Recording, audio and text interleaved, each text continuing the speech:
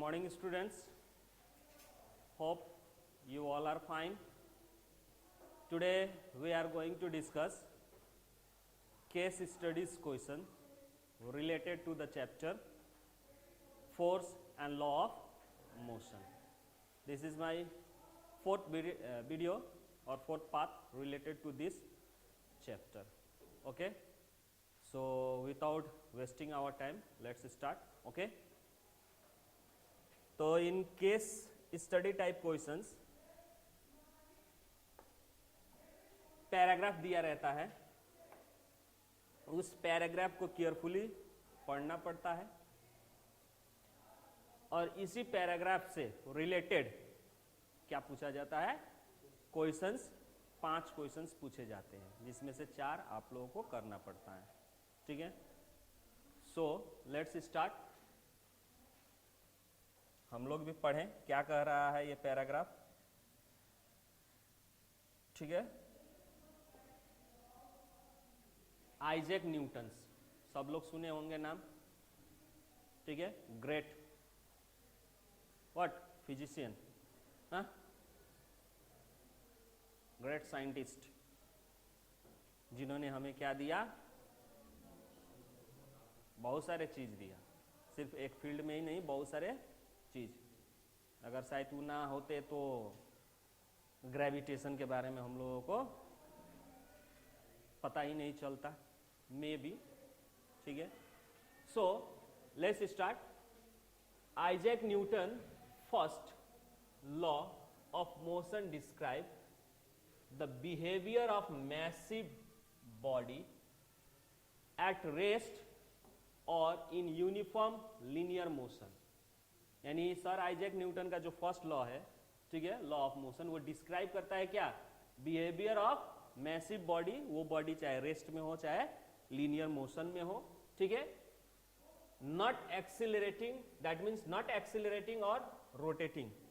यानी first law जो है वो एक्सिलरेटिंग या फिर रोटेटिंग के लिए नहीं है, सिर्फ वो किसके लिए है, तो लीनियर मोशन एंड रेस्ट के लिए है.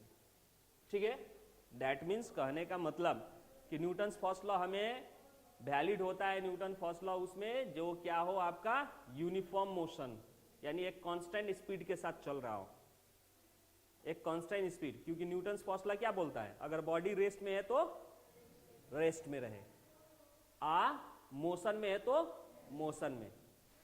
ठीक है, यानी वो जिस मोशन में जिस रफ्तार में चल रहा है उसी रफ्तार में. कब तक, जब तक एक्सटर्नल फोर्स अप्लाई नहीं होता है. मान लो कि मोशने में है, अगर एक्सटर्नल फोर्स हम जिस डायरेक्शन में वो मूव हो रहा है उसी डायरेक्शन में उसको फोर्स लगा दे तो उसका क्या होगा, चेंज इन स्पीड होगा ना. तो change in speed that means accelerated हो गया, एक्सिलरेट हुआ ना. तो न्यूटन फर्स्ट लॉ वैलिड किया नहीं, वो चाहता है कि वो अपने आप क्या रहे, रेस्ट में ही रहे. बात समझ में आ रहा है ना. तो इसीलिए यहाँ पे न्यूटन जो फर्स्ट लॉ है वो न्यूटन फर्स्ट लॉ किस किस में वैलिड नहीं करता है, एक्सिलरेटिंग बॉडी में चाहे रोटेटिंग बॉडी, बॉडी जो है सर्कुलरली मूव हो रहा है, वहां पे न्यूटन फर्स्ट लॉ क्या नहीं करता है, वैलिड नहीं करता है. क्यों, क्योंकि वहां पे भी क्या होता है, आपका एक्सिलरेशन वर्क करता है, यानी एक्सिलरेशन होता है. एक्सिलरेटिंग बॉडी हर एक स्टेप पे क्या होता है, उसका वेलोसिटी चेंज होता है रोटेशन मोशन में, सर्कुलर मोशन में. तो velocity change that means accelerating हुआ. ठीक है, तो वहां पे वैलिड नहीं होता है. द फर्स्ट लॉ स्टेट्स, क्या कहता है, a body at rest will remain at rest and body is in motion will remain in motion unless, कब तक, it is acted upon bye an external force, जब तक उसके ऊपर कोई एक्सटर्नल फोर्स ना लगाया जाए. दिस सिंपली, इसका मतलब क्या हो जाता है, simply means that things can not start. Things जो है क्या नहीं हो सकता है, रेस्ट में तो वो स्टार्ट नहीं होता है, या फिर स्टॉप और चेंज देयर डायरेक्शन, वो अपने आप क्या नहीं करता है, स्टॉप नहीं होता है या चेंज नहीं करता है, ऑल बाय देमसेल्फ, अपने आप. अगर रेस्ट में है तो वो अपने आप मोशन में नहीं हो जाता है, अगर मोशन में जा रहा है तो वो अपने आप रुक नहीं जाता है, या किसी डायरेक्शन में जा रहा है तो वो अपने आप अपना डायरेक्शन क्या नहीं करता है, चेंज नहीं करता है। इट रिक्वायर्स, अब वो सब करने के लिए क्या चाहिए, some force acting on them, वो सब करने के लिए उनको क्या चाहिए, फोर्स चाहिए, ठीक है। And the outside to cause such a change, यानी उसको बाहर से एक क्या चाहिए, फोर्स चाहिए उस तरह का क्या करने के लिए, चेंज करने के लिए। अगर रेस्ट में है तो उसको मोशन में ले जाने के लिए बाहर से एक कोई फोर्स लगना चाहिए, अगर मोशन में है तो उसको स्टॉप करने के लिए क्या चाहिए, एक बाहर से फोर्स चाहिए। या फिर आपका क्या जा रहा है, स्ट्रेट लाइन डायरेक्शन में मूव कर रहा है तो उसको क्या चाहिए, डायरेक्शन चेंज करना है तो बाहर से फोर्स चाहिए, ठीक है। While this concept seems simple and obvious to us today, ठीक है, in Newton's time, अब ये चीज जो भी कंसेप्ट है हम लोगों को अभी क्या दिख रहा है, एकदम सिंपल, क्योंकि हम लोग कंसेप्ट समझ गए हैं, हम लोगों को मालूम है। लेकिन जब न्यूटन के समय में था, लोग उसके बारे में अभी क्या नहीं थे, नोन नहीं थे, ठीक है। तो उस वक्त in Newton's time it was truly revolutionary, ठीक है। There are many excellent examples of Newton's first law involving are aerodynamic, ठीक है, एरोडायनेमिक। देयर आर बहुत सारे क्या है, फर्स्ट लॉ का क्या है आपका एग्जाम्पल्स है जो कि डायनेमिक में है, ठीक है। This the motion of an aeroplane, जो मोशन होता है एरोप्लेन का, when the pilot changes the throttle setting the engine is describe by the first law, यानी जब क्या करते हैं आपका एरोप्लेन का जो मोशन होता है तो पायलट जब अपना क्या करते हैं, थ्रोटल को क्या करते हैं, पायलट चेंज करता है थ्रोटल, तो उसके लिए इंजन के साथ वो सेटिंग करता है। वो सेटिंग को सिंपली आप किससे डिस्क्राइब ऐसे कर सकते हैं, एक्सप्लेन कर सकते हैं बाय फर्स्ट लॉ से, ठीक है। Next, the motion of ball falling down, ठीक है, motion of the ball falling down through the atmosphere, और you can say that a model rocket being launched up into the atmosphere are both examples of Newton first law. So these are the examples, यहाँ पे जो भी ये शब्द बोले हैं, these all are examples where the Newton's first law applicable, ठीक है। और by the Newton's first law you can क्या कर सकते हैं, explain that examples, वहाँ पे Newton's first law को हम क्या कर सकते हैं, Newton's first law के द्वारा उस एक्टिविटी को क्या कर सकते हैं, एक्सप्लेन कर सकते हैं। Next, the motion of kite when the wind change can also be described Newton's first law। जैसे motion of kite है पतंग, ठीक है, उसका भी जो wind change, when the wind changes, जब wind change होता है तो can also be described by the Newton's first law, उससे भी हम क्या कर सकते हैं, उसको भी Newton's first law से डिस्क्राइब कर सकते हैं। तो यानी ये पैराग्राफ में आपको क्या कहा है, न्यूटन्स फर्स्ट लॉ के बारे में डिस्क्रिप्शन दिया है, और कहां कहां पे ये क्या होता है, एप्लीकेबल है, उसके बारे में इस पैराग्राफ में बोला है। अब इसी तरह के रिलेटेड, इसी चीज से रिलेटेड अब आप लोगों को क्वेश्चंस इसमें से आस्क करेगा, एंड दैट क्वेश्चन 5 होते हैं, जिसमें से आपको 4 क्वेश्चन का आंसर देना पड़ता है, ठीक है। तो हम लोग स्टार्ट करते हैं कि कैसा क्वेश्चन पूछता है। तो जरूरी नहीं है कि यहाँ पे जो 5 क्वेश्चन है वही क्वेश्चन हो, दूसरा भी क्वेश्चन हो सकता है। तो जैसे यहाँ पे आपका क्या दिया है क्वेश्चन, और फुटबॉल है और एक क्या है, स्टोन है, दोनों का मास क्या है, सेम है। तो इन चारों में से क्या हो सकता है, एक स्टोन है और एक क्या है, बॉल है, दोनों का मास क्या कह रहा है, फुटबॉल और स्टोन का मास सेम है। तो इनमें से दोनों सही, दोनों का क्या सेम हो सकता है। यस राजदीप, कम हियर, क्या होना चाहिए answer, 1 number, why not other,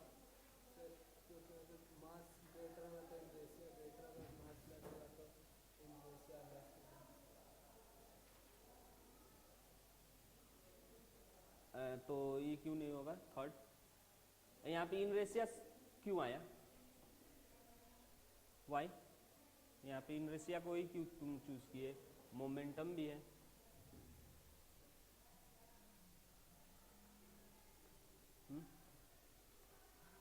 both have same momentum.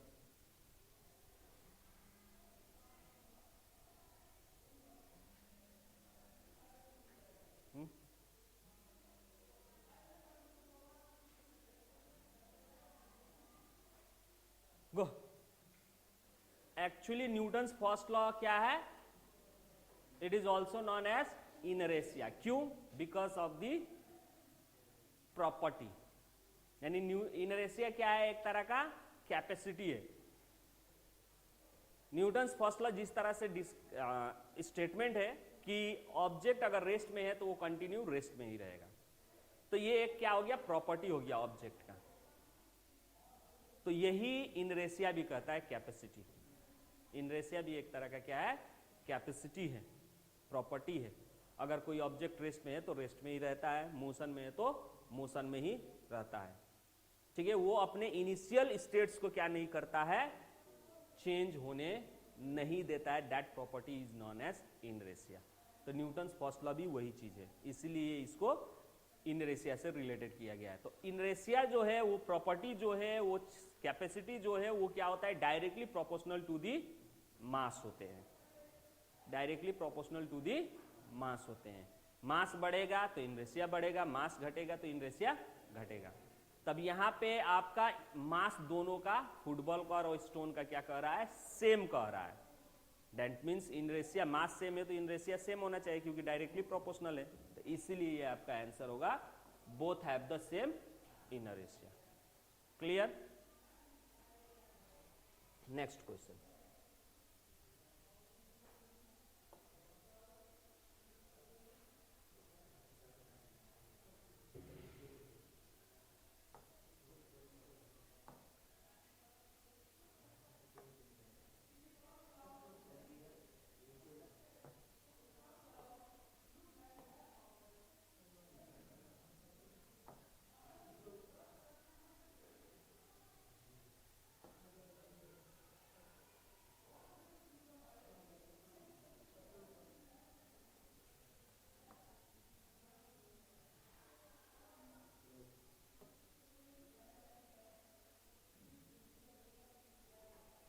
ठीक है, next.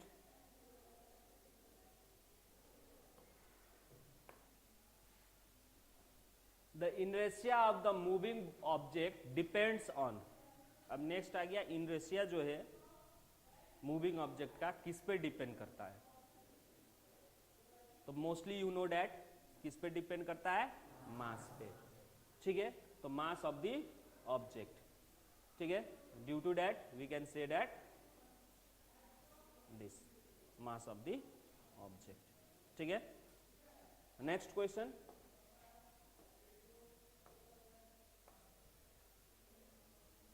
When a balloon held between the two hand is pressed. अगर एक बैलून ले लिए हो और दोनों हाथ के बीच में उसको क्या कर रहे हो? प्रेस कर रहे हो. तो इट्स शेप्स चेंजेस. किसके कारण? इन चारों में से किसके कारण उसका शेप जो है चेंज होता है? जैसे बैलून ले लिए, अब उस बैलून को लेके प्रेस करोगे ना तो उसका शेप चेंज होता है. होता है. तो किसके कारण चेंज होता है?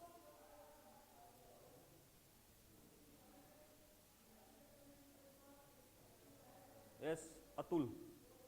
यू अतुल हो. हाँ, अंकित हो गया, अतुल हो, ऋतिक कम.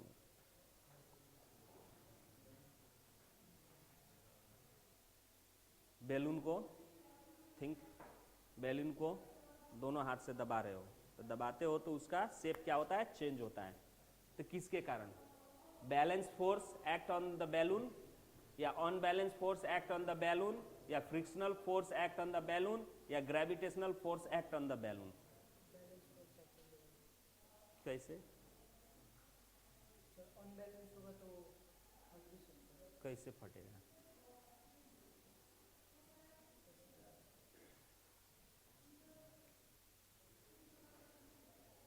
कैसे कह सकते हैं कि बैलेंस? क्यों नहीं ऑन बैलेंस?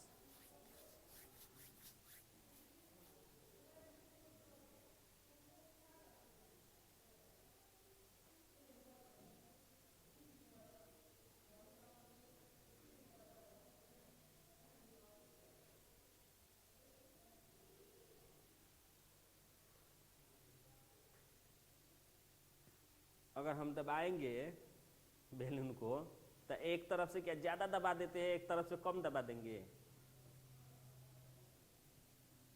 हाँ, ऑन बैलेंस फोर्स मतलब on balance force act on the balloon, यानी ऑन बैलेंस फोर्स किसे कहते हैं, यानी फोर्स लग रहा है जो कि क्या है, अनइक्वल है। तो इट इज द आंसर क्या होगा,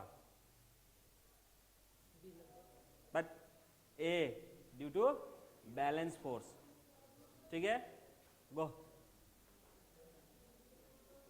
आज फ्रिक्शनल फोर्स होगा ही नहीं, ठीक है, आज ग्रेविटेशनल फोर्स होगा ही नहीं, आइए ऑन बैलेंस फोर्स भी नहीं होगा।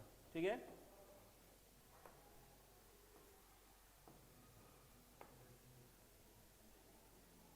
इस स्टेटमेंट को पढ़ो।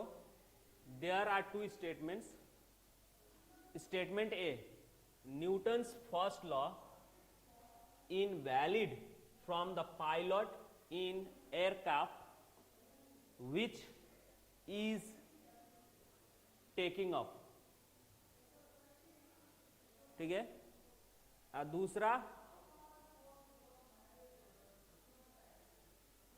Newton's first law invalid for the observer in a train moving with a constant velocity। तो which one of the following is correct, ये दोनों स्टेटमेंट में कौन सा स्टेटमेंट करेक्ट है। एक कह रहा है कि न्यूटन्स फर्स्ट लॉ जो है इनवैलिड होता है किसमें, so from the pilot in the aircraft. ठीक है, एयरक्राफ्ट के अंदर, एयरक्राफ्ट में जो पायलट होता है, in a pilot aircraft which is taking off, तो वो इनवैलिड होता है। लेकिन स्टेटमेंट में आप लोगों ने ध्यान दिया होगा, तो पहले वाले में आप लोग पढ़े होंगे, जो क्या था आपका पैराग्राफ दिया था उसमें। ठीक है, ये क्या करता है, एक्टिव होता है। तो दैट मीन्स ये आपका स्टेटमेंट क्या है, सही है। ठीक है, next, a Newton's first law is valid for the, ठीक है, from the observer in the moving with a constant velocity. तो ट्रेन में फर्स्ट लॉ, ऑब्जर्वर इन अ ट्रेन, तो फर्स्ट लॉ क्या कहता है कि रेस्ट में है तो रेस्ट में, मोशन है तो मोशन में ही। तो जो ऑब्जर्वर है वो ट्रेने में रहेगा, तो उसको कैसे पता चलेगा कि मोशन है कि क्या है, रेस्ट है। कोई रेफरेंस पॉइंट होना चाहिए ना, रेफरेंस पॉइंट होना चाहिए। तो उस पॉइंट ऑफ व्यू से ये चीज नहीं कहा जा सकता है। ठीक है, तो उस हिसाब से ये तुम्हारा स्टेटमेंट क्या है, गलत है। तो due to that which one is the क्या है तुम्हारा करेक्ट,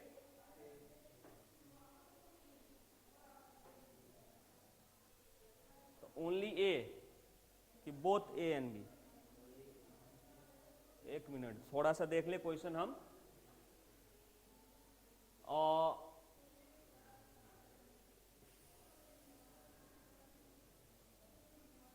एक मिनट, ना ठीक है, ये आपका क्या है क्वेश्चन, थोड़ा सा समझ लीजिए।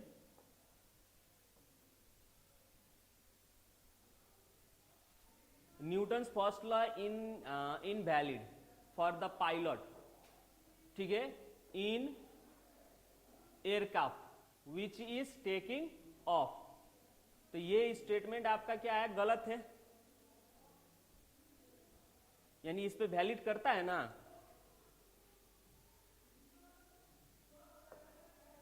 आप लोग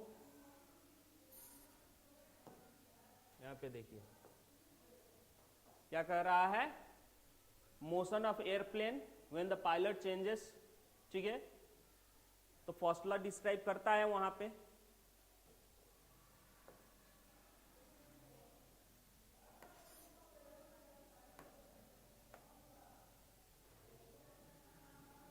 विच वन इज द करेक्ट, ठीक है। तो ये आपका वैलिड होगा, तो ये आपका क्या है, गलत है, ये फॉल्स है, ठीक है, ये आपका फॉल्स है। अगर देखा जाए तो Newton's first law in valid for the observer, ठीक है। तो न्यूटन्स फर्स्ट लॉ जो है ये आपका क्या नहीं करता, इसमें वैलिड नहीं रहता है। तो ये स्टेटमेंट आपका क्या है, सही है, क्योंकि इसके लिए रेफरेंस पॉइंट खुद वो अंदर रहेगा ऑब्जर्वर, तो उसको कैसे पता चलेगा कि मोशन में है कि क्या है, रेफरेंस पॉइंट कोई होना चाहिए ना, ठीक है। तो उस हिसाब से ये स्टेटमेंट इनवैलिड कह रहा है ना, ये अलग कर दिया इसीलिए ये इनवैलिड कह रहा है, ठीक है। यहाँ पे क्या होता है, रियल में इनवैलिड है ये, ठीक है। यहाँ पे आपका क्या नहीं होता है, फर्स्ट लॉ क्या नहीं करता, वैलिड नहीं होता है, तो ये स्टेटमेंट सही है, ये स्टेटमेंट आपका क्या है, गलत है। तो विच वन इज द करेक्ट, तो इसका आंसर ओनली बी होगा, ठीक है। तो इसको हम थोड़ा सा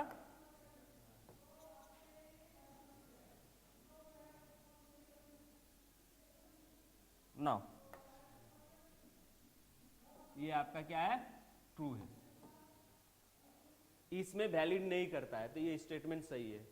इसमें ये आपका इनवैलिड होता है ना, इसमें ये आपका क्या होता है, वैलिड होता है, ठीक है। नेक्स्ट, तो ओनली बी होगा। नेक्स्ट क्वेश्चन, अ वाटर टैंकर, ठीक है, फिल्डेड ऑफ कितना है, 2/3, जैसे मान लीजिए ये टैंकर हो गया, ये आपका क्या है 2/3 पार्ट्स, मान लीजिए ये है 2/3 पार्ट्स, क्या है इसमें, पानी है। Its height is moving with a uniform speed, uniform speed से मूव हो रहा है, on a sudden application of brake, अब उसमें सडन ब्रेक लगाया जाएगा, ठीक है। So the water in the tank would, जो टैंक में वाटर होगा वो क्या होगा, मूव बैकवर्ड या मूव फॉरवर्ड या अनएफेक्टेड या राइज अप। क्या ये बैकवर्ड मूव करेगा पानी, जैसे मान लीजिए कि ये आपका इधर मूव कर रहा है, ठीक है, ये इधर मूव कर रहा है, तो क्या ये बैकवर्ड पानी मूव करेगा या फिर फॉरवर्ड पानी मूव करेगा, ब्रेक अचानक ब्रेक लगा जाएगा, या ये ऐसे का ऐसा ही रहेगा, या फिर ये ऊपर की तरफ पानी मूव करेगा, क्या होगा, ऊपर की तरफ, हाँ, थर्ड वन,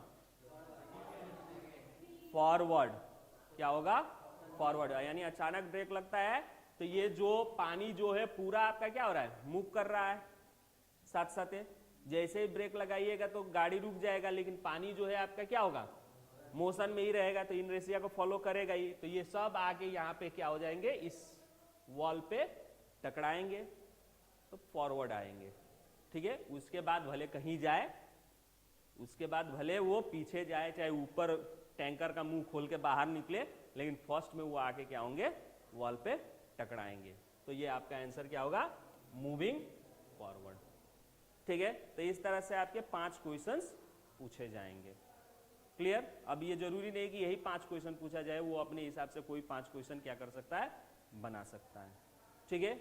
नाउ नेक्स्ट, अब केस स्टडी थोड़ा देख लें।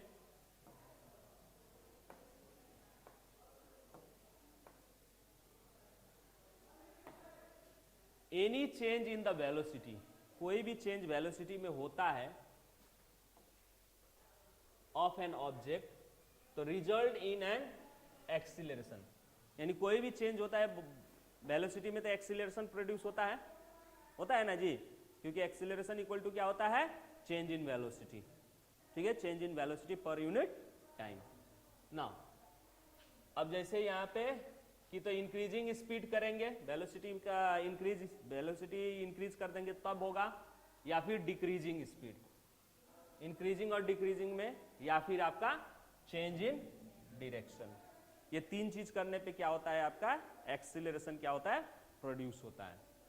Now yes, that's right, a change in the direction of motion result in an acceleration even if the moving object neither speed up or nor slow down। दूसरा चीज, ये important line है, ठीक है, ये इंपॉर्टेंट लाइन है, ये ई कह रहा है कि हम लोग अभी तक ये सिंपल सा पढ़े हैं, चाहे आप लोग सिंपल कॉन्सेप्ट अपने दिमाग में रखे होंगे कि बॉडी जो है अगर वेलोसिटी मूव कर रहा है, उसका वेलोसिटी चेंज हो रहा है तो एक्सीलरेशन प्रोड्यूस होता है। अब वेलोसिटी चेंज ना हो, दैट मीन्स स्पीड चेंज ना हो, तो उसका क्या होता है, एक्सीलरेशन नहीं होता है। यही पढ़े क्योंकि according to formula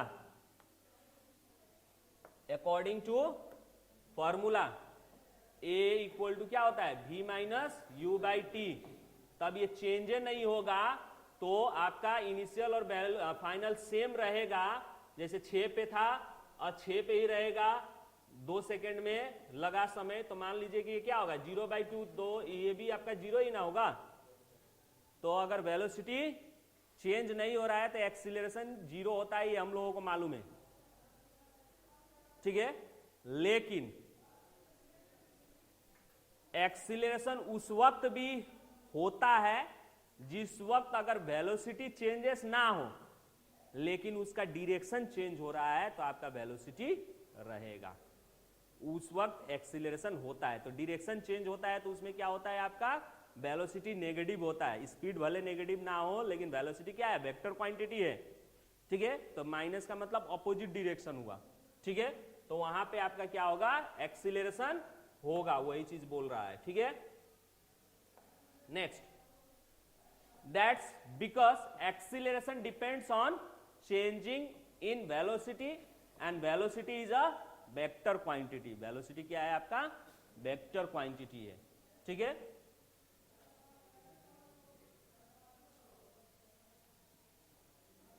now one with the both magnitude and direction, जिसका दोनों क्या होता है, मैग्नीट्यूड भी होता है और डायरेक्शन भी होता है।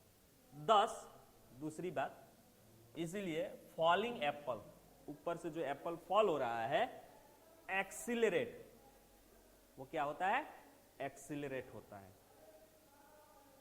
A car stopping at a traffic light, वो भी आपका क्या है, एक्सीलरेशन है, यानी एक्सीलरेट, चेंज इन स्पीड हुआ तो एक्सीलरेट हुआ, ठीक है।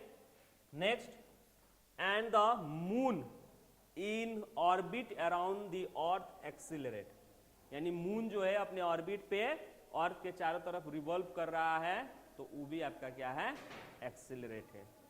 Acceleration occurs any time an object's speed increases और फिर डिक्रीजेस या फिर चेंज इन डायरेक्शन, यानी एक्सीलरेशन हर एक समय हो सकता है जहां पे अगर आपका स्पीड डिक्रीज हो रहा है, चाहे इंक्रीज हो रहा है या फिर डायरेक्शन चेंज हो रहा है, तो वहां पे आपका क्या होता है, एक्सीलरेशन होता है। तो these are the things okay which comes from this paragraph, ये चीजें हम लोग इस पैराग्राफ से समझे, ठीक है। अब इसी पैराग्राफ से रिलेटेड आपको क्या करेगा, क्वेश्चंस आस्क करेगा, ठीक है। तो जैसे देख लेते हैं किस तरह का क्वेश्चन पूछा जाता है। तो पहला question, acceleration can be defined as the rate of change of, yes Bhanu Pratap, come here.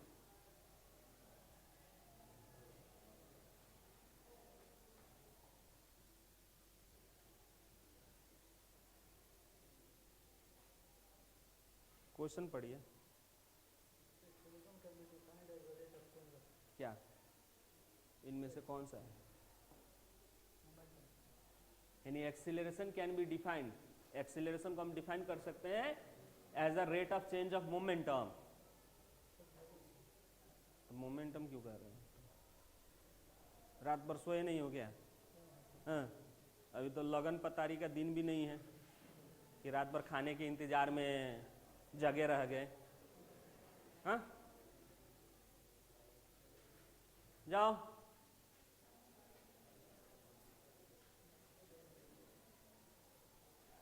Answer is velocity, क्योंकि acceleration equal to v minus u by t, ठीक है। तो चेंज इन वेलोसिटी होता है, rate of change in velocity. Next question,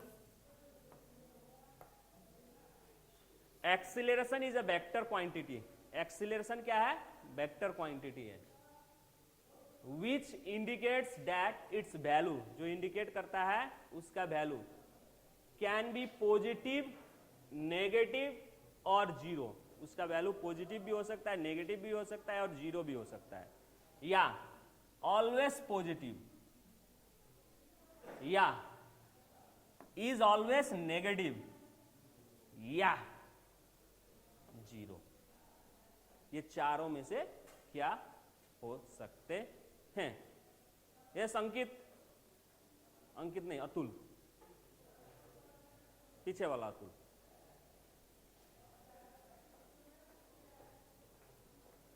क्या होगा? ए। क्यों? Example दीजिए, किस केस में पॉजिटिव होगा, किस केस में नेगेटिव होगा, किस केस में जीरो होगा? क्योंकि आपको तो आंसर बोल दिया वो चलने के समय में, लेकिन किस कंडीशन में एक्सीलरेशन पॉजिटिव कब होता है? यस असुतोष कम हियर, यही बताया ना। गो।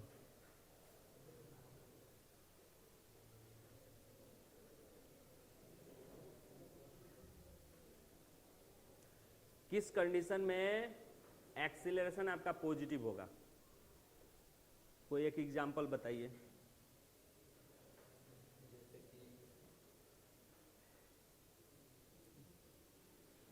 फाइनल वेलोसिटी आपका 6 है और इनिशियल वेलोसिटी 4 है और टाइम 2 है। यहाँ पर आपका पॉजिटिव होगा एक्सीलरेशन। तो ये केस का एक एग्जांपल दीजिए। जैसे कार स्टार्ट हो रही है, कार स्टार्ट हो रही है, यानी कोई स्टेशनरी ऑब्जेक्ट है, ठीक है, अब वो क्या कर रहा है? मूव कर रहा है। तो उस वक्त आपका एक्सीलरेशन अब फाइंड कीजिएगा तो क्या होगा? पॉजिटिव होगा, क्योंकि उसका इनिशियल वेलोसिटी जीरो। अब फाइनल वेलोसिटी क्या होगा? मूव करते समय उसका फाइनल उस इंस्टेंट में, समय में वो क्या होगा? स्पीड। जैसे मान लीजिए कि स्टार्ट करने के बाद 20 किलोमीटर का रफ्तार हो गया, तो फाइनल वेलोसिटी 20। वो 0 से 20 होने के लिए उसने समय कितना लिया? मान लीजिए 5।